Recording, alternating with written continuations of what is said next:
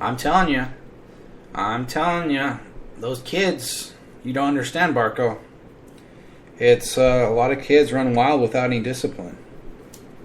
And although that's kind of a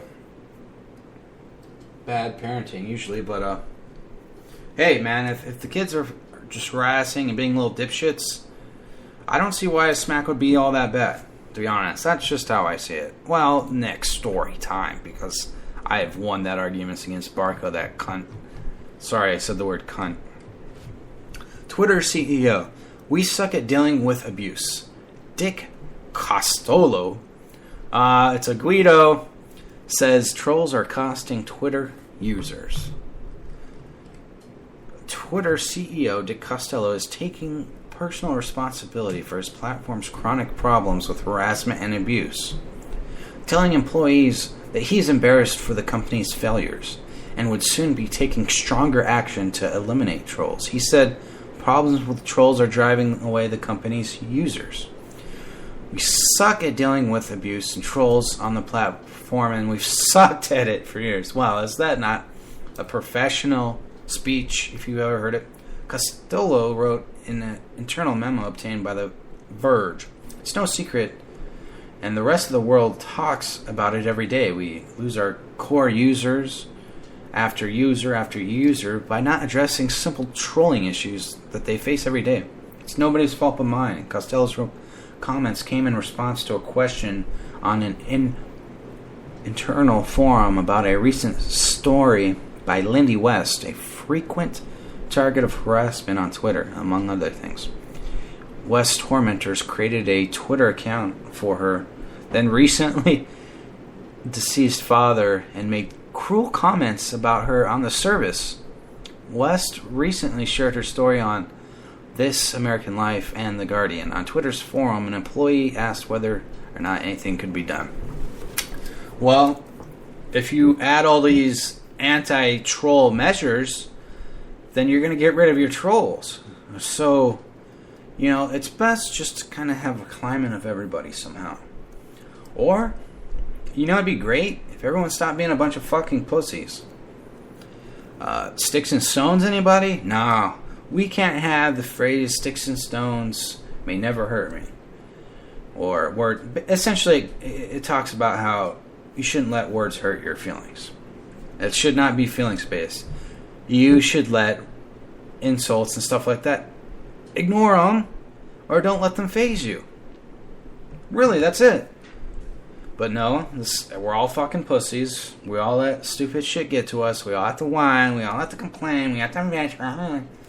So, assuming things will slowly change at Twitter, I imagine you'll see a trolling maybe go to other formats.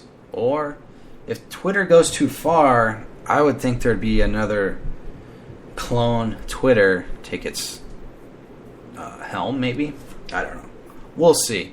I think secretly a lot of those people do like some of the abuse because they reply to it. They let it get to them. It gives them some sort of meaning to reply. It gives them something to do when they wake up. What's the first thing I'm going to do when I wake up? I'm going to go read the trash talked about me on Twitter. What am I going to do before I go to bed? Read the shit talked about me on Twitter.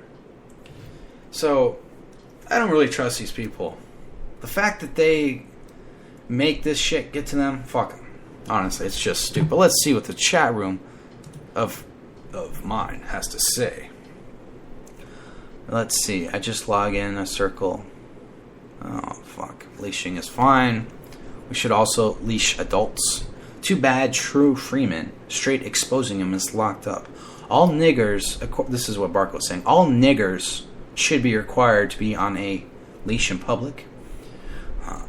Pud put that out there for 10 years. Barco just typed in identi, identi.ca. I don't know what that link's about, but it is Canadian, and as we all know, nothing from Canada is trustworthy. Everyone up there is a flake, a freak, or a stoner, or just a fringe fuck. True Freeman straight exposes him, or however it's written, was a dumb nog, according to Paul Dembski. I have no idea what the fuck. World's oldest man celebrates his 112th birthday today. Sakari Momi was born on February 5th, 1903. The same year, the Wright brothers made their first powered flight. He is a resident of Saitama City near Tokyo, receives a certificate from the Guinness Book of World Records as the oldest man. And he's a former teacher from the Fukushima province. Won the Guinness Book of World Records title after the American man Alexander Emick died in June 2014, aged 111 and 124 days. He was married and has 5 children. Now lives in a hospital in Tokyo and reportedly enjoys reading Chinese poetry. He was 42 years old when World War II ended, and 66 years old when Neil Armstrong walked on the moon. Oh my, that's creepy. The oldest living woman, and currently the oldest living person in the world, according to the Guinness Book of World Records, is Misao Okawa, also from Japan, who was born on March 5th, 1898. The oldest person to have ever lived, at least according to records, but I don't think people back then ever lived that long either, so, is Jean Calment from France, who lived to 122 years and 164 days. This is ridiculous. These Japanese people live forever. I mean, I don't know about you, but I think once I hit about 80, I think that's about time to call it quits. Otherwise, you're just a medical problem for everyone. That's just how I see it. I don't know. Maybe I'm just a huge dickhead. And the Chad is a COINTELPRO agent. That's very true. Someone said something about measles or vaccination. I'm sorry. 5 infants from Palatine Daycare Center diagnosed with measles.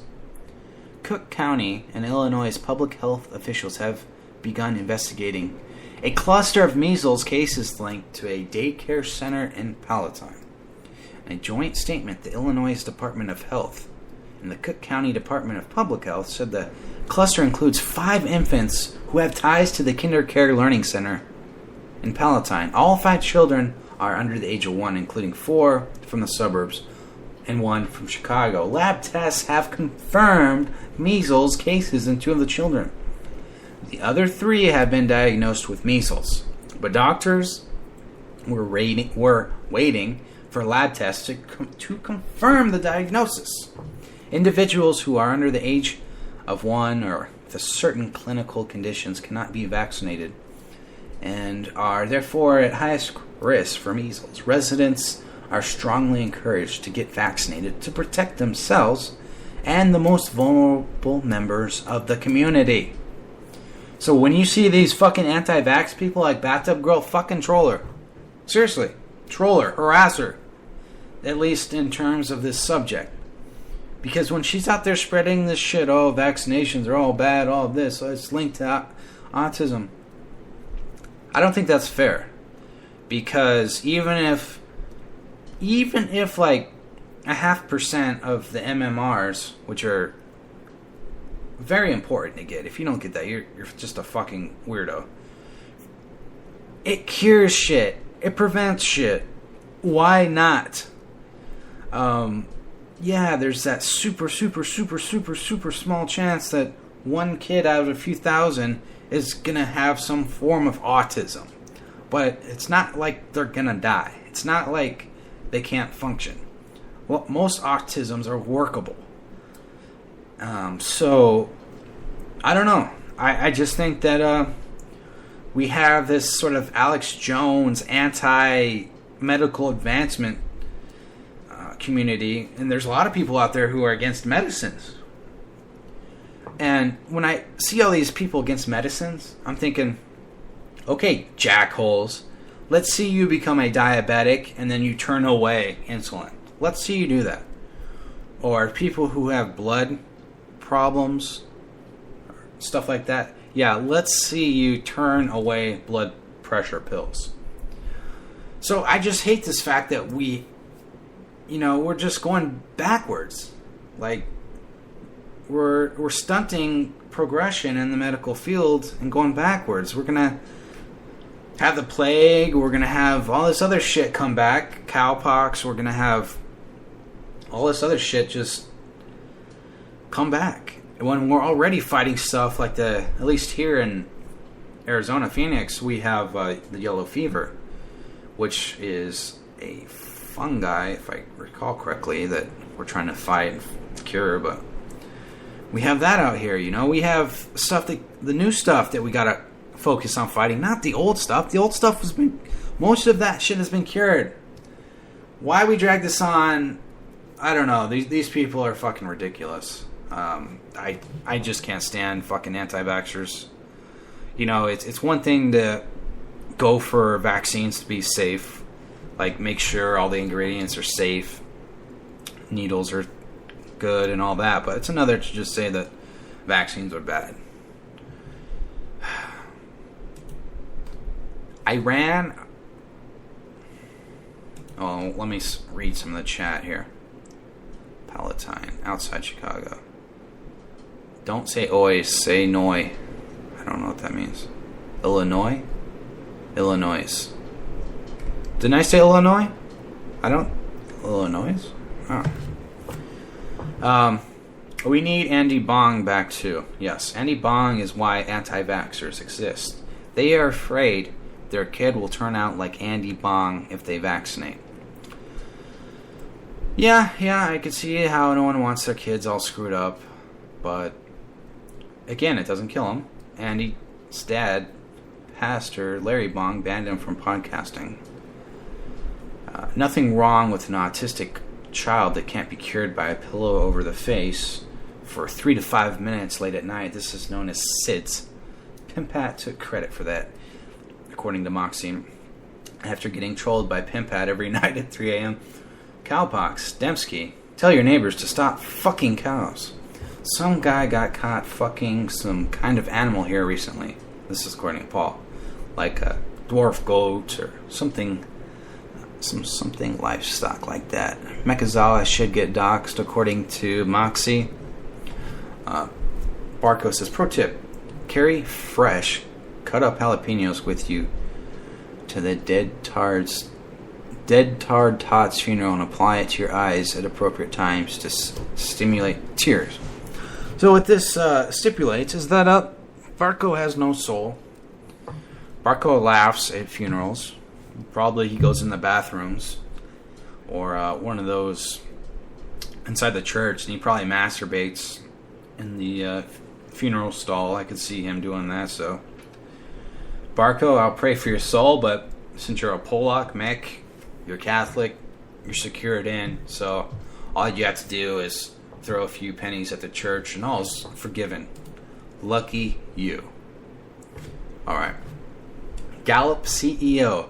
Number of full-time jobs as percent of population is lowest it's ever been. It's funny how he stresses, the president and the Democrats have stressed all these jobs. Yeah, there's plenty of jobs. But are they good paying? No. Most of them are low paying, and a lot of them aren't even full-time.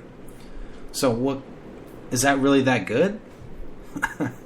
So Gallup CEO and chairman Jim Clifton doubled down on his comments earlier in the week on the misleading Obama employment rate. Obama says the employment rate is 5.6%, which is very misleading according to this guy. Clifton went on America's Newsroom today to explain the misleading government numbers. The number of full-time jobs, and that's what everybody wants, as a percent of the total population, is the lowest it's ever been. The other thing that is very misleading about that number is the more people that drop out, the better the number that gets. In the recession, we lost 13 million jobs. Only 3 million have come back. You don't see